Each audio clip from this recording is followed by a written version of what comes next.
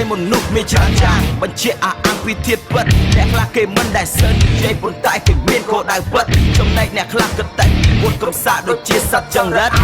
មួយថ្ងៃឈួតនឹងអំនួតមិនដែលយកខួរក្បាលមកគិតបញ្ជាឲ្យអស់ទៅមនុស្សដែលអួតភាកច្រើនមិនសូវបានជោគជ័យខ្លួនវ័យគ្រប់យ៉ាងដែលខ្លួនអ្នកធ្វើគឺសិតតែជឿឬគ្មានន័យតែអ្នកធ្លាប់បានកញ្ចក់ឲ្យឆ្លោះមើលទៅខ្លួនប្រាខ្លួនឯងរេះសួរថាសប្តាហ៍ថ្ងៃអ្នកនៅសល់អ្វីក្រៅពីសម្បត្តិខ្លួនតទៅ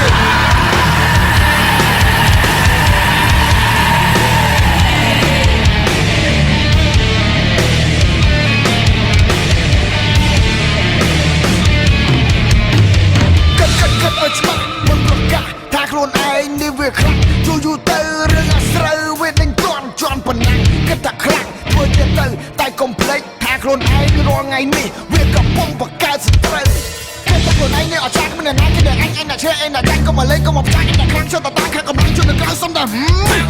ចាំបាននៅពេលក្រៅថានឹងហាលតែផ្លាត់តែបសល់អ្នកខ្លាំងតែមាត់បាត់តែអួតចាំតែខួនកំណត់ដូចជាសត្វតគួនហើយទៅក្រៅវិវត្តទៅជាមនុស្សខ្ញុំមិនខ្វល់អ្នកថាខ្ញុំអត់ពុនណាគ្រាន់ដឹងថា